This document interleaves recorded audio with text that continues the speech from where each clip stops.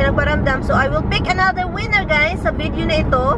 Sabi niya, ibenta na lang yung bahay. Sabi ko, punta ako sa Texas kasi nandun yung cousin ko. Hindi tayo maghiwalay sa papel. Magsuportahan pa rin tayo, pero I cannot. Sabi ko, hindi ko na kayang. Good morning, Philippines! Ang ganda ng daan, guys. Hindi masyadong matraffic. Maliit lang yung sasakyan. Nice, nice, nice, nice.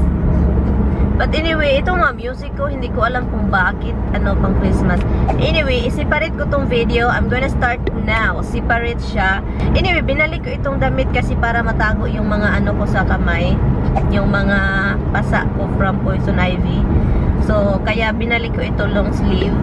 Para hindi makita ba kasi ang dami kasi guys, as in patchy area, at saka may mga puti-puti dahil sa medication, sa medicine na inilagay ko.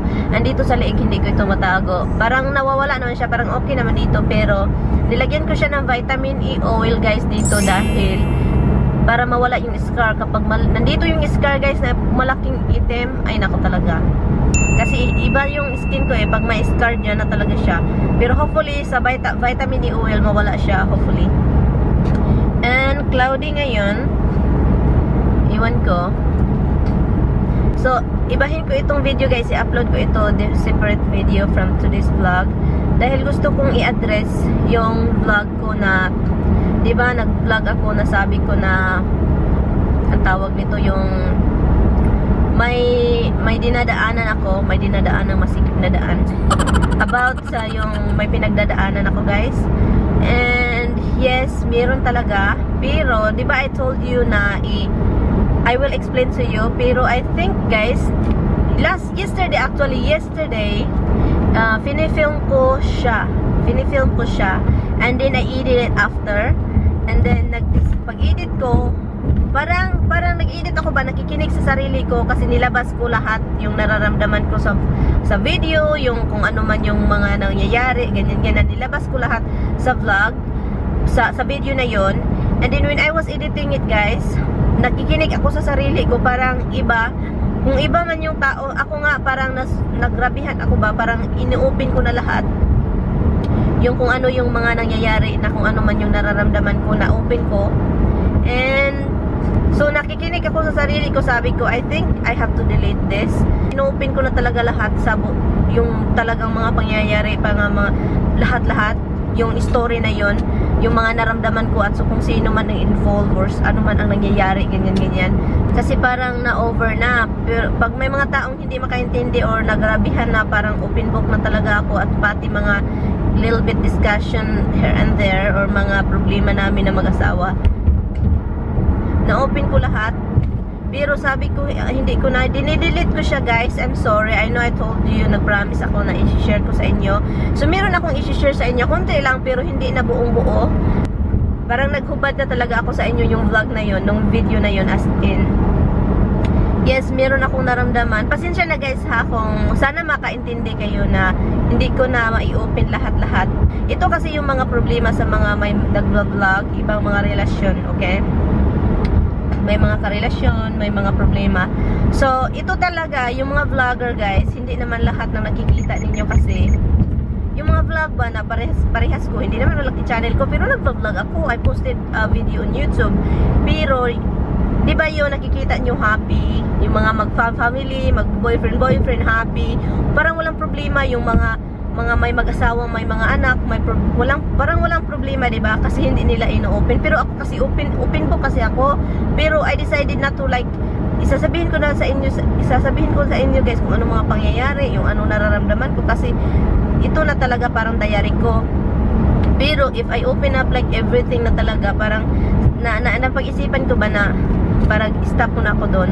Diba makikita ninyo yung mga nag-vlog masaya, walang problema, and then nagugulat na lang kayo kasi yung mga viewers nila nagugulat kasi diba ang saya nila, parang wala naman silang problema, and then yun nangyayari, hiwalay, ganyan, naghiwalay. Pero bakit naghiwalay sila? Wala namang problema, diba? Grabe mga katanungan. Yung ganyan ba? Magugulat na lang kayo. So, yun yung sa akin. Para kung ano man yung mga naramdaman at naranasan ko, i-share ko sa inyo para kapag in the future, God forbid, hindi natin alam kung anong mangyayari. maghiwalay, and then kayo nagulat, bakit ang saya nila, ang bait niya, ang bait, ganyan. So ako, i-share ko sa inyo konti na pero hindi perfecto yung couple, magtiayon ba, hindi perfecto. Yes, nag-aaway kami ng asawa ko 3 days ago, 3 days in a row, nung araw na yun. Hindi naman talagang away na away, kasi hindi ka man nagsasagutan ng grabe. Parang away namin ba na kalmado na away. Yung kalmado lang na away, at saka mayroong mga taong involved, and hindi ko nasasabihin kung anong dahilan. Sabi niya, ibenta na lang yung bahay. Sabi ko, sige, ibenta. Sabi ko, sige, ibenta mo yung bahay. Pero parang kumurot yung puso ko ba. Pero ready naman ako, guys, kung anong mangyayari. Kasi advance kasi yung utak ko ba, nire-ready ko yung sarili ko para sa future, kung anong mga mga kuan. Kasi marami na akong karanasan, guys, na hindi ako ready ba. So ngayon, yung life ko ngayon, parang iniisip ko yung future, at saka kung mag-ready ako, i-ready ko na sarili ko kung anong mangyayari. So sabi ko, ibenta mo, sige. And para wala na tayong mga problema dito, kasi sinabi ko talaga sa kanya na dami naman problema din itong bahay na to. Grabe na, pati pagbili ng mga pang gamit sa labas, mag-garden, expenses pa. Grabe, sobra. So sabi niya, sabi niya sa akin, pag-isipan ko, parang nilalaro ako ba na kuan, ganyan. Sabi ko, huwag niyo na pag-isipan. Gusto ko, tatawag ka na ng mga realtor, yung dating realtor natin, tawagan mo, at saka sabihin mo sa akin para makapaghanda ako na linisin ang bahay, na para ready sa pagtingin sa bahay. Hold on, guys, may pulis. Hindi naman pulis. Response lang pala, para siyang ready na ako, guys. Sabi ko sa kanya, pero gusto kong malaman mo na,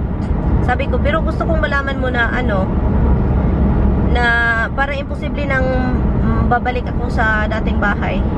Kasi parang naranasan, iba yung mood ko dito sa bahay na ito, at iba yung mood ko doon dahil sa paligid. Hala,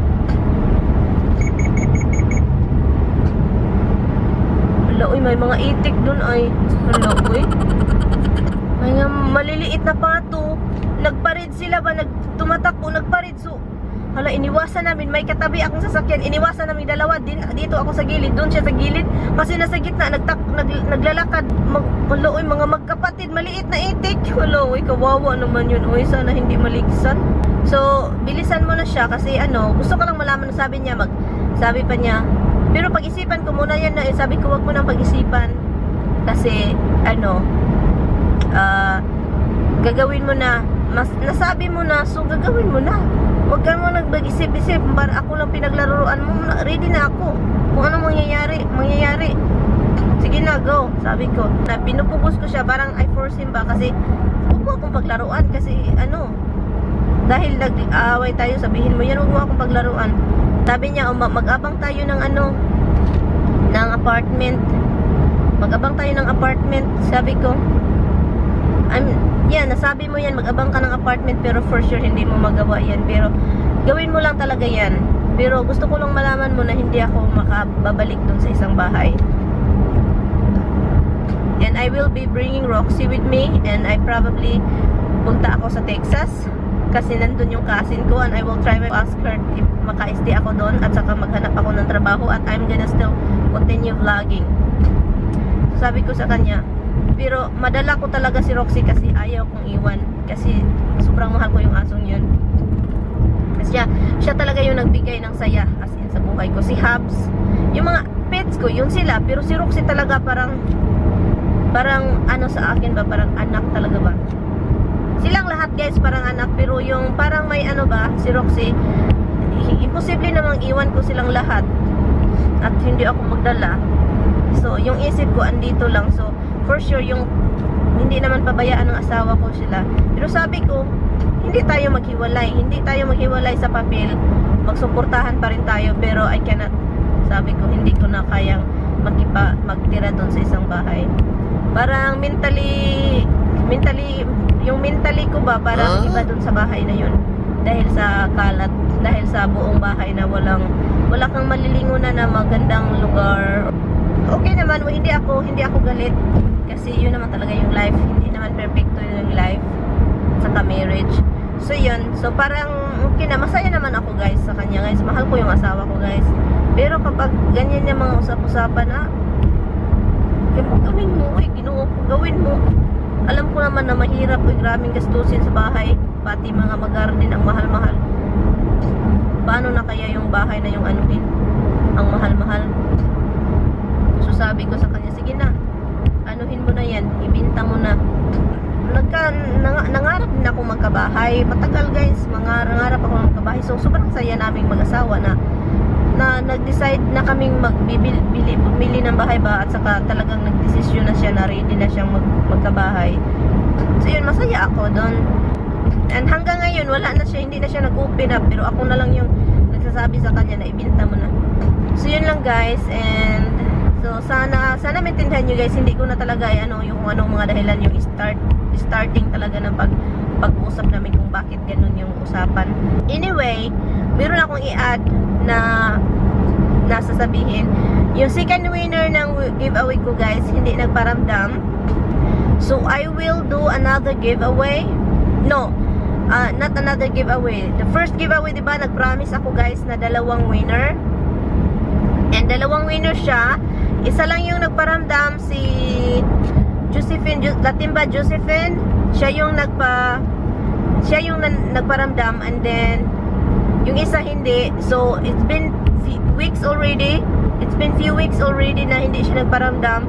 So I'm gonna cut it off because it's unfair. It's unfair sa mga talagang nanonood ng vlog ko. Unfair sa inyo guys. So hindi ko na siya gawing secret of, hindi siya sabihin, hindi nagparamdam yung isang winner, so I will keep the $50. Bahala na, hindi naman nila alam. No guys, I promise you that I will do 2 winners. So hindi siya nagparamdam, so I will pick another winner guys sa video na ito.